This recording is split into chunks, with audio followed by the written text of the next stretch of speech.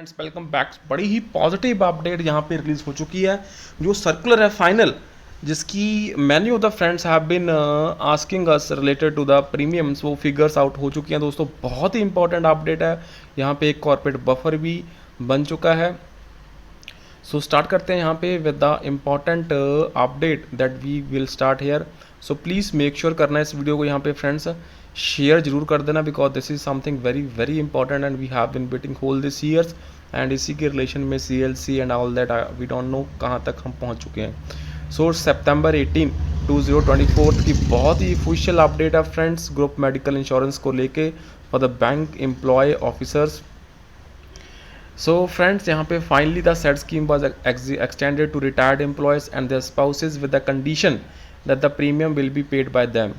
जो existing policy है 23-24 is covered 5,76,975 serving employees and 1,36,388 retired employees. So as the premium of retired employees policy have been increasing every year, so a need was felt to revisit the terms of settlement. So the negotiating committee of IPA constituents of United Forum of Bank Union and other unions leaders met to virtual meet on 2nd of July and deliberated on the issues of medical insurance scheme. So consequences on further course of action was arrived at amongst the members and subsequently minutes of meeting were signed. So combining the serving staff and retired employees agreed by all PSBs. So definition of family for the purpose of serving employees and retired employees shall continue.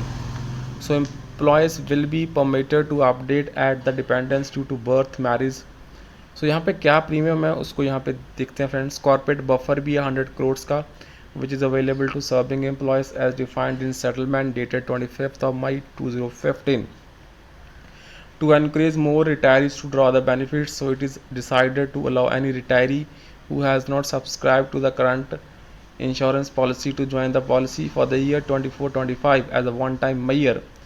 So once the retirees opt out of the policy, he will not be allowed to re-enter. तो यहाँ पे जो premium है वो बहुत ज़्यादा कम हो चुके हैं। सो उसी को यहाँ पे मैं डिस्कस करूँगा।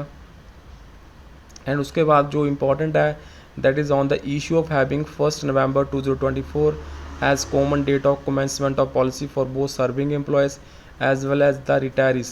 The matter was taken up with the insurance company.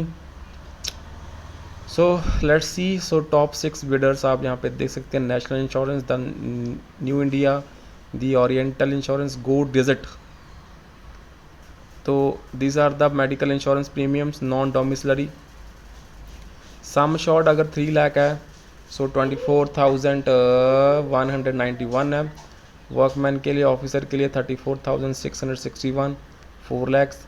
Retirees के लिए आप यहाँ पे देख सकते हैं। तो प्रीमियम्स दोस्तों ऑलमोस्ट सेम है। So this is very important here and this has been the result of the work that we have done. So premium load in rupees for domiciliary existing GST employ, workman के लिए 100%, officer के लिए फिर 100। So premium load for ex gratia of rupees 1 lakh including GST, workman के लिए 5, officer के लिए फिर 5। Premium load for corporate buffer of rupees 100 crores excluding GST, तो you can see workman 87, officer 87। So this is something very important friends. सो इस video को यहाँ पे शेयर जरूर कर देना, चैनल को फ्रेंड्स सब्सक्राइब कर लेना for the latest banking, pension and related upcoming updates.